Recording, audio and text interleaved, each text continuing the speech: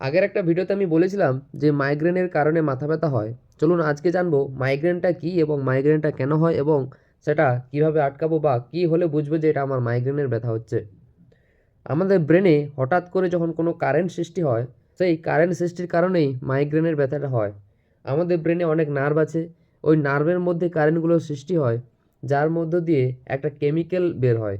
ওই কেমিক্যালগুলো আমাদের মাথায় আবার শিরা ধমনী এইগুলো আছে, ওই কেমিক্যালটা আমাদের শিরা ও ধমনীগুলোকে বড় করে দেয়। তাই জন্য আমাদের মাথার মধ্যে কারেন্টের সৃষ্টি হয় এবং মাইগ্রেনের ব্যথা হয়। তাহলে মূল কারণ হলো মাথার মধ্যে কারেন্ট সৃষ্টি হওয়া। এবার কি করে বুঝবো যে ওটাই মাইগ্রেনের ব্যথা? মাইগ্রেনের ব্যথাটা এক সাইড, মাথার এক সাইড ধরে হবে এবং 4-5 ঘন্টা থেকে 2-3 ধরে এই ব্যথাটা হবে এবং চিৎকার বা কোনো আলো চোখে পড়ছে বা কোনো ঝগড়াঝাটি হচ্ছে, তখন কিন্তু ব্যথাটা খুব হবে এবং খুব ইরিটেট ফিল হবে এবং মনে হবে যেন আমি একটা বন্ধ করে চুপ করে বসে থাকি এক কোণে।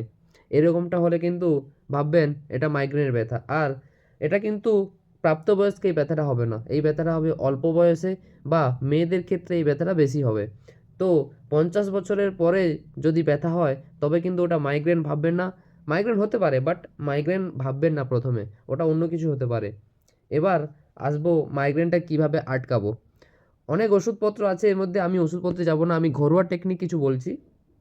মাইগ্রেনের মূল কারণ হচ্ছে যে ওই কারেন্ট সৃষ্টি হওয়া। তাহলে ওই কারেন্টটা না সৃষ্টি হলে আমার মাইগ্রেনের ব্যথা হবে না। তো এবার কারেন্টটা সৃষ্টি হবে না কিভাবে? এটার মেন কারণ হলো ঘুম না হওয়া, রাতে ঘুম না হওয়া। আপনি যদি রাতে ভালো করে ঘুমান, এই কারেন্ট সৃষ্টিটা হবে না বা স্ট্রেস ফিলটা হবে না। তো স্ট্রেসটাকে রিলিভ করুন, রাতে ঠিক করে ঘুমান। আমাদের যে স্লিপিং সাইকেল প্যাটার্নটা আছে, ওই স্লিপিং সাইকেল প্যাটার্নটা ঠিক করুন, রাতে ঘুমান। আরও কিছু কিছু খাবারের মাধ্যমে এটা হয়। ভাবছেন অনেকে মাথার ব্যথা হলে কফি খেয়ে নেয়, কিন্তু অতিরিক্ত কফিও কিন্তু মাইগ্রেনের কারণ হতে পারে।